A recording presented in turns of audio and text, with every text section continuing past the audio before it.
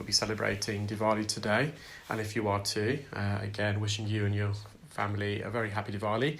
I had a patient who attended with bilateral, so the term bilateral in terms of ears means both ears. Bilateral fully occluding, so occluding when the ear canal is completely sealed and blocked, with dead keratin plugs. So keratin is a protein that's found on our fingernails, on our hair, and it's essentially dead skin, whereby the dead skin has lost all its intracellular fluid. So the intracellular fluid in our human cells is where all the organelles are found and all the chemical reactions take place. And as the skin dies, the skin cell in this case, is unable to retain that intracellular fluid, and it leaks the fluid, and that's replaced by a protein called keratin.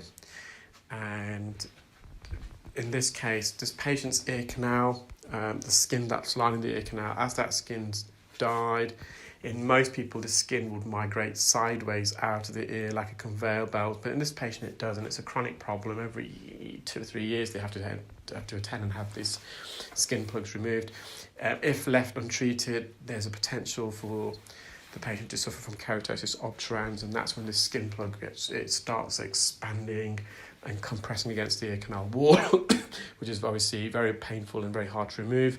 If you watch the playlist I have on keratosis obturans, you'll just see how serious the condition can be and how difficult it can be to remove the skin plug.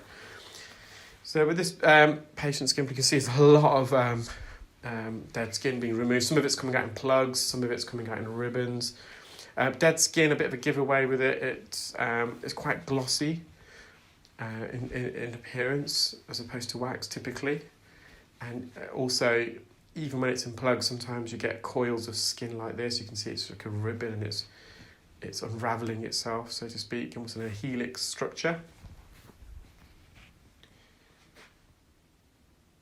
What's the treatment for dead skin plugs? There's no real treatment.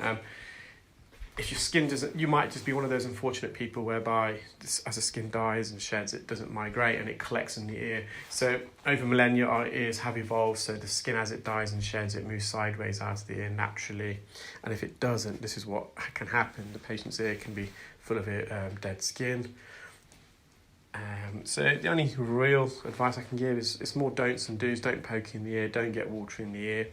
And they can try that. Just come back to the moment. There's a patient's eardrum, nice and healthy, and they could, if they wish, just use regular dosages of olive oil earwax spray. I can't guarantee it's going to work, but it can help moisturise the skin and perhaps help it to migrate. So a lot of people who have undergone radiotherapy around their ear regions, they also have they suffer from a collection of dead skin in the ear. The radiotherapy itself, I did ask a radiologist this actually. I had a patient who's a consultant radiologist, and they were explaining the mechanism behind it. But radiotherapy inhibits certain cell function, which then means the skin can't migrate out. So there's the patient's right ear. That came out much easier. It came out in a large plug, some residual skin at the roof of the ear canal, very lateral near the entrance.